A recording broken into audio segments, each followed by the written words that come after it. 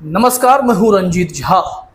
इस वक्त मोदी सरकार से भिड़ जाना सबके बूते का तो नहीं है, लेकिन झारखंड के एक ऐसे मुख्यमंत्री जिन्हें फर्जी केस में 5 महीने जेल में रखा गया, लेकिन जब वह बंदा बाहर आता है तो फिर मोदी सरकार की नींद भी हराम कर देता है। इस वक्त एक ऐसी ही खबर आई, हमने एक रिपोर्ट आपको दिखाई है कि कैसे सीएम हेमंत सोरेन ने यानी झारखंड की सरकार ने मोदी सरकार को सुप्रीम कोर्ट में घसीटा और सीजेआई डीवाई चंद्रचूड़ के सामने फाइल रखकर कह दिया कि इन पर अवमानना का केस मैं कर रहा हूं, सुनवाई शुरू कर दी जाए। फिर क्या हुआ? हेमंत सोरेन का साथ देने के लिए कई दिग्गज वकील कोर्ट रूम में खड़े हो गए। अटॉर्नी जनरल को भी बुलावा गया कि अटॉर्नी जनरल साहब, वेंकट रमनी साहब कोर्ट में आइए, मामला बहुत ही गंभीर है। एक राज्य सरकार ने केंद्र सरकार को सुप्रीम कोर्ट में अवमानना के केस में घसीटा है। विवाद बहुत बड़ा है, समझना होगा मामला क्या है। हमने तो रिपोर्ट में आपको बता दिया है कि झारखंड हाईकोर्ट में चीफ जस्टिस के बिना ही काम खींचा जा रहा है। मात्र 15 दिन के लिए बीते करीब करीब 1 साल मान लीजिए, तो मात्र 15 दिन के लिए वहां पर चीफ जस्टिस रहे और उसके बाद एक्टिंग चीफ जस्टिस के सहारे काम लिया जा रहा है, जबकि नियम यह कहता है कि 1 महीना से ज्यादा कोई हाईकोर्ट बिना चीफ जस्टिस के नहीं रहेगा।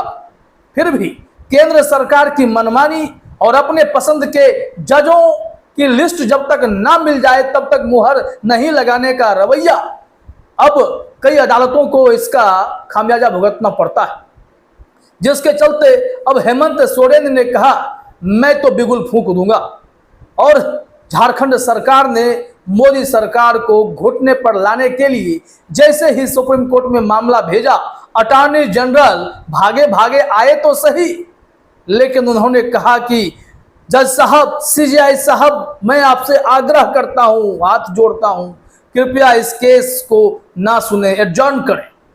सीजेआई साहब भी अड़ गए। उन्होंने कहा कि भाई बात क्या है, क्यों ऐसा आप चाहते हैं कि इस केस में सुनवाई ना हो? तो कह रहे हैं मेरी तबीयत ठीक नहीं।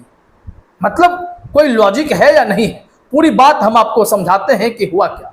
जैसे ही हमने एक रिपोर्ट आपको दिखाई कि भाई हेमंत सोरेन ने इतना बड़ा केस कर दिया है और उसके बाद सीजेआई साहब को जानकारी मिली जब वो घर जा रहे थे, कार में बैठे हुए थे, तभी उन्हें सूचना मिल गई। उन्होंने तुरंत अटॉर्नी जनरल को कह दिया कि ऐसा है कि देख लीजिए, जजों की नियुक्ति में इतनी देरी आप लोग कर रहे हैं, हमने तो नाम सुझा दिए, अब यहाँ झारखंड से कंटेम्प्ट हो गया है, क्या करेंगे?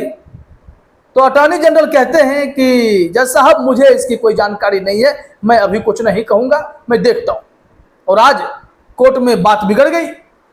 हेमंत सोरेन ने कपिल सिब्बल को और प्रशांत भूषण को खड़ा कर दिया कोर्ट रूम में कि जरा संभाल लीजिए मसले को। देखिए, हमने तो अपने तरफ से मुहिम छेड़ दी है कि भाई हमारी अदालत में, हमारे राज्य के हाईकोर्ट की ही हालत ऐसी क्यों रहे, यहाँ पर तो कुछ बड़ा होना चाहिए। और फिर देखिए कोर्ट रूम में जो बहस छिड़ी है वो हम आपको यहाँ बताने जा रहे हैं। यहाँ पर केस की शुरुआत होती है। सीजेआई डीवाई चंद्रचूड़ कहते हैं कि हमने कल ही अटॉर्नी जनरल को इस बारे में जानकारी दी थी कि झारखंड के सीएम ने, झारखंड के सरकार ने यहां कंटेम्प्ट का केस मोदी सरकार पर डाला है, क्या कहेंगे? अटॉर्नी जनरल अपनी बातों को सबमिट करते हैं, कहते हैं कि मैं ठीक नहीं हूं, कृपया इसे अभी मत सुनिए, एडजॉर्न कर दीजिए इसे। पिटिशनर जो काउंसिल के तरफ से, झारखंड सरकार के तरफ से हैं, उन्होंने इसमें ऑब्जेक्शन किया कि नहीं, ऐसा कैसे होगा, आपकी तबीयत ठीक नहीं है, किसी और को भेजिए। अरे अटॉर्नी जनरल नहीं आएंगे, सॉलिसिटर जनरल को भेज दीजिए, एएसजी भी भिड़ जाएंगे, कहीं कोई भिड़ जाता है भाई। अब देखिए सीजेआई साहब कह रहे हैं let the matter come then. अब चीफ जस्टिस डीवाई चंद्रचूड़ कह रहे हैं कि चलिए इस मैटर को थोड़ा आने दीजिए। मैटर फिर आ गया और सिब्बल साहब एंट्री मार देते हैं, कहते हैं कि वर्षों से अपॉइंटमेंट्स पेंडिंग में डाले जा रहे हैं, क्या खेल चल रहा है। Chief justice of India D Y Chandrachud कहते हैं कि some appointments are now in the pipeline, we expect it to come very early and if you could tabulate a chart of which are the names reiterated by the collegium and why they are pending to AG। उन्होंने कहा, CGI साहब ने कहा कि कुछ appointments pipeline में है, जल्द ही हो जाएंगे और मुझे लगता है कि बहुत जल्द इस पर सब कुछ मुहर भी लग जाना है। लेकिन मैं चाहता हूं कि क्या मुझे आप बता सकते हैं कि इन सब चीजों में देरी क्यों हो रही है, पेंडिंग क्यों है, पुराने नाम क्यों पेंडिंग है? अटॉर्नी जनरल साहब, आपसे हमें जवाब चाहिए।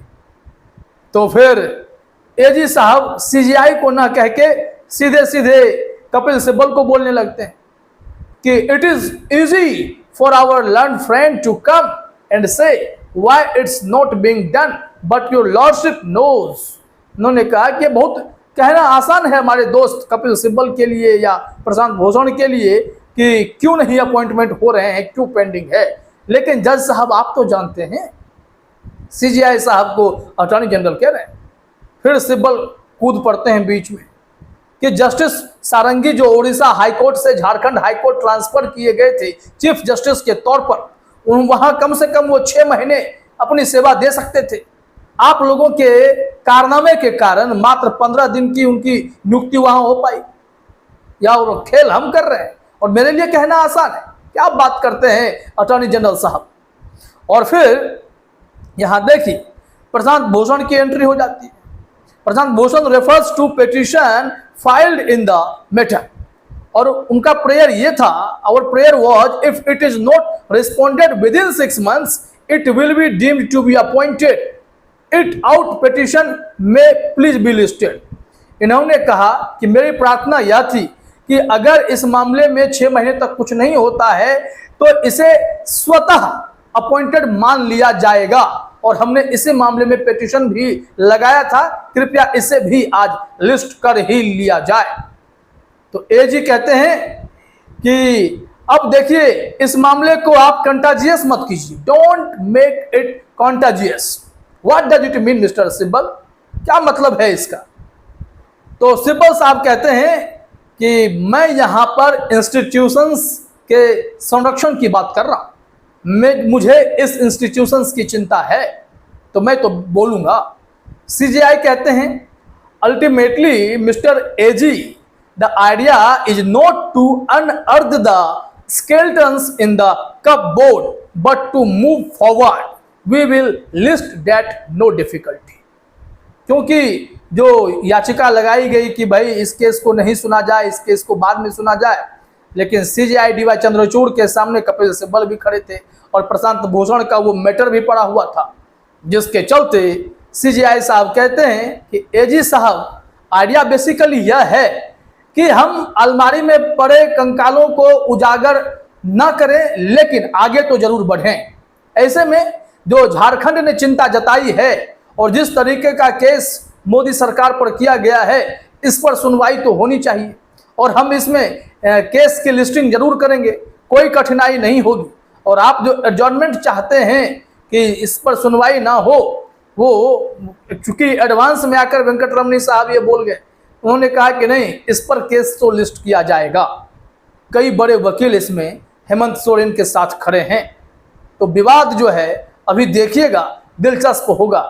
और मैंने कहा कि इस वक्त हेमंत सोरेन ही इस तरीके से डटकर लड़ रहे हैं, सीधे सीधे मोदी सरकार को चुनौती भी दे रहे हैं कि आप कैसे हमारे राज्य के साथ खिलवाड़ कर सकते हो।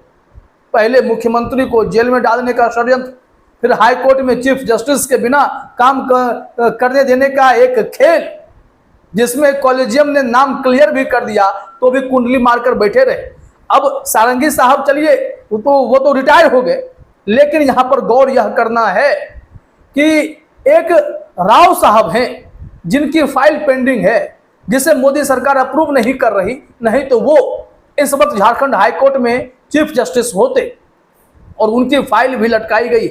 ऐसे में याचिका में यह बातें भी कही गई हैं कि राव साहब को ही कम से कम यहां भेज दिया जाए, और नहीं भेजा जाएगा तो फिर इस मामले में सुप्रीम कोर्ट में जोरदार बहस हो और मोदी सरकार के जवाबदेह को दंडित किया जाए।